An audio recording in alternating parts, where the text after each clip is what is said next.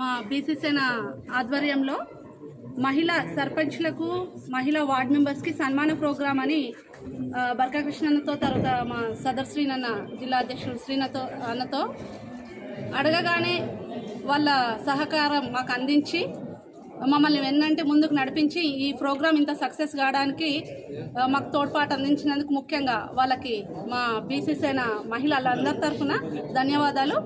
అలాగే నా ఆహ్వానాన్ని మన్నించి ఈ కార్యక్రమానికి ముఖ్య అతిథిగా వించేసిన సబియా సుల్తానా మేడం గారికి, పీపీ మేడం గారికి ధన్యవాదాలు.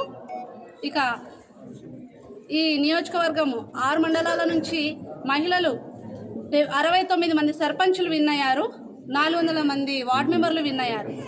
అంతమందికి 2 డేస్ నుంచి నేను అతి కష్టంగా కాల్ చేయాల్సి వచ్చింది. ఎట్లా అంటే సర్పంచ్లే నెంబర్స్ ఓకే దొరికాయి, కానీ వార్డ్ మెంబర్స్ నేను చాలా కష్టపడి తీసుకొని ఫోన్లు చేశాను.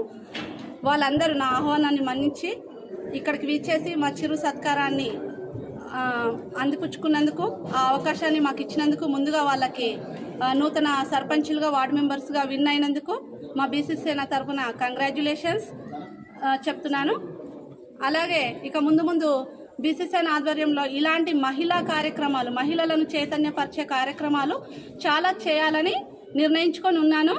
ప్రతి కార్యక్రమం కూడా నేను పెద్ద ఎత్తునే చేయాలనుకుంటున్నాను, చేస్తాను. ఎందుకంటే మా బీసీసేనలో అన్న వాళ్ళందరూ మాకు ఫుల్ సపోర్టింగ్గా ఉంటున్నారు.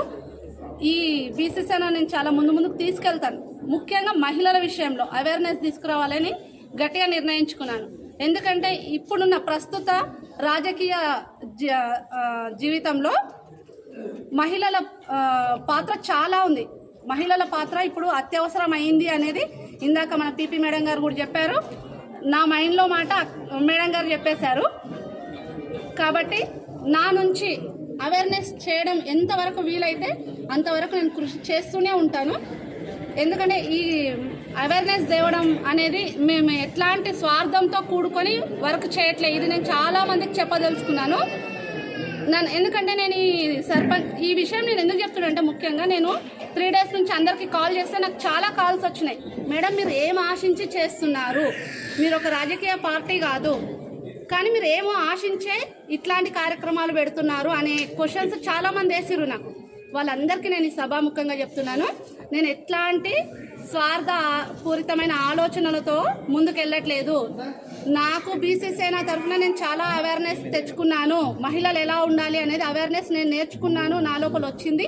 అదే అవేర్నెస్ మిగతా మహిళలలో కూడా నా నుంచి ఎంత వీలైతే అంత అవేర్నెస్ తేవాలి అనే విషయం కోసమే నేను ఇలాంటి కార్యక్రమాలు చేపడుతున్నాను.